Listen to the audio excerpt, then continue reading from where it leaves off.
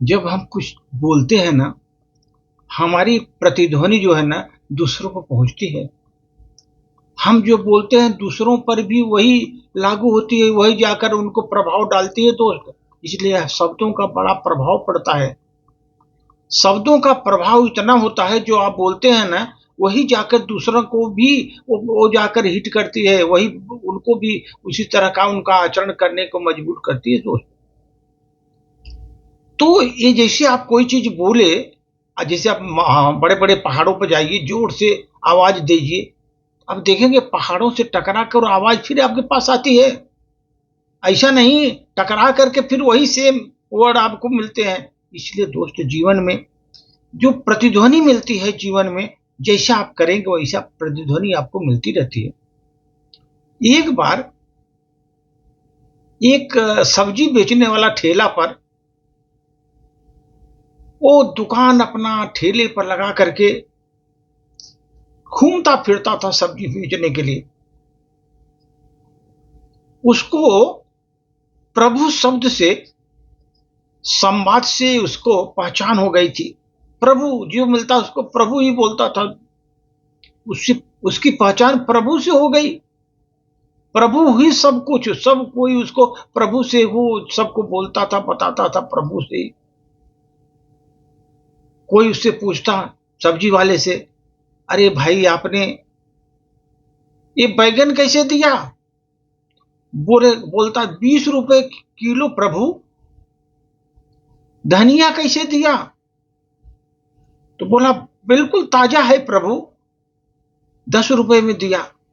आलू कैसे दिया? बोला 20 रुपए में प्रभु। ऐसे बोलता था वो, सबको प्रभु कहता था। कोई भी मिलता था उसको प्रभु ही बोलता था। इसीलिए लोग उसको प्रभु कहकर पुकारने लगे। वो सबको प्रभु बोलता था और सब लोग उसको प्रभु कहकर पुकारने लगे।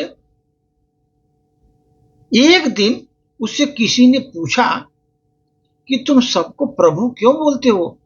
सब्जी वाले से, क्यों सबको प्रभु बोलते हो?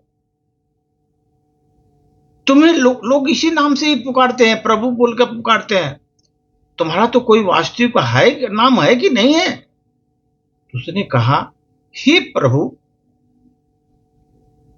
हमारा नाम भैयालाल है। मैं अनपढ़ गंवार आदमी हूं। मजदूरी करता था खेत में, मजदूरी करके जीव को पार्जन करता था। अभी सब्जी का धंधा लगाया दोस्तों। मैं एक बार एक हमारे गांव में बहुत नामी संत आए थे, बहुत नामी संत आए थे। उनका प्रवचन सुनने के लिए मैं गया दोस्तों। प्रवचन, लेकिन वो ऐसा प्रवचन बोले मेरे पल्ले पड़ा नहीं प्रवचन गुरु जी का। लेकिन एक लाइन मेरे दिमाग को हिट कर गई,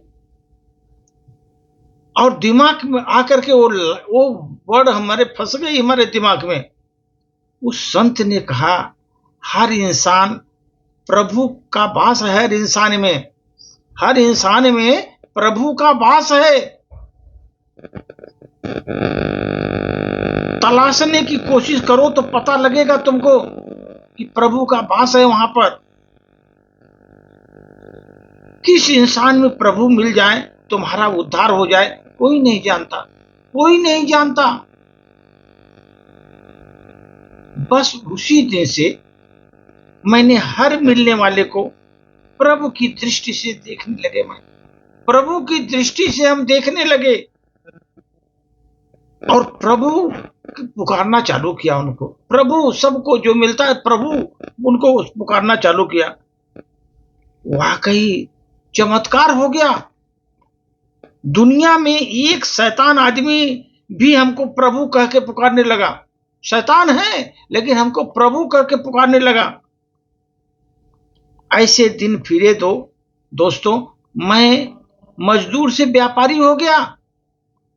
सुख समृद्धि के सारे साधन हमारे पास आ गए और मेरे लिए सारी दुनिया प्रभु बन गई, प्रभु बन गई। लाख टके की बात है दोस्तों, ये ध्यान रखो। जीवन एक प्रतिध्वनि है। आप जिस शैली में, जिस ढंग में आवाज दोगे दूसरे को, पलट कर आपको उसी शैली में सुनाई देगी। न जाने किस रूप में आपको भगवान मिल जाए, किस रूप में भगवान मिल जाए।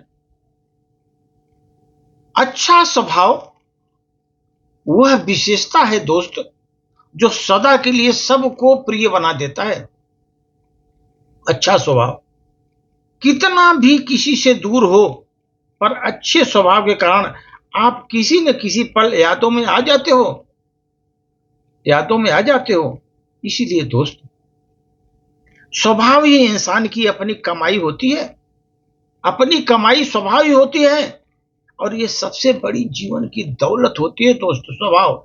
इसलिए स्वभाव जो है वो बहुत बड़ी दौलत है, और वो सबसे बड़ी कमाई जीवन की वही हमारी है, जो हम स्वभाव हमारा वही सबसे बड़ी कमाई है। धन्यवाद।